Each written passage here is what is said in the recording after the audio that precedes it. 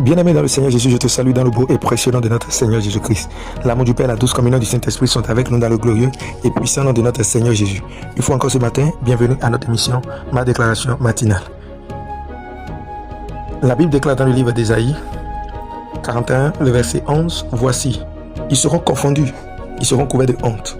Tous ceux qui sont irrités contre toi, tous ceux qui sont irrités contre toi, ils seront réduits à rien. Ils périront, ceux qui disputent contre toi. Tu les chercheras et tu ne les trouveras plus. Ceux qui te suscitaient querelle, ils seront réduits à rien, réduits au néant. Ceux qui te fatiguent de la guerre, ceux qui te faisaient la guerre. Alléluia.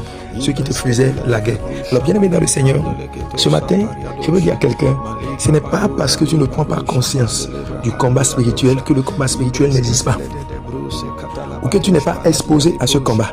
Même dans l'Ancien Testament jusqu'au Nouveau Testament, vous allez voir que le monde est fait de combats. Et c'est seulement ceux qui sont prêts à combattre qui triomphent. Alléluia. C'est seulement ceux qui sont prêts à combattre qui triomphent. Et voici l'Éternel dit, le prophète Isaïe dit, voici, ils seront confondus et ils seront couverts de honte, tous ceux qui sont irrités contre toi. Et juste à présent, bien aimé, cette parole est toujours efficace pour toi et pour moi. Parce que là où tu es, si le Seigneur t'ouvrait les yeux pour que tu voies dans le lieu secret les choses qui se passent dans ta vie, tu seras étonné de voir que c'est même des proches, c'est même des gens que tu ne pourras jamais imaginer qui sont en train de comploter ton mal. Dans ce ministère où tu es, tu seras étonné que ce sont des gens qui t'écoutent, qui sont très proches de toi, qui sont en train de méditer le mal contre ta vie.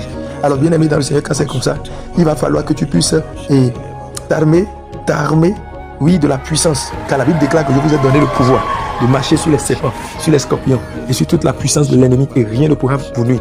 Il va falloir que tu puisses t'armer afin de réduire à néant les œuvres du diable. Et je prie pour toi ce matin, je déclare dans le nom de Jésus que les œuvres du diable sur ta vie sont nulles et sans effet. Tous ceux qui courent derrière ta destinée, ils sont confus, ils sont anéantis.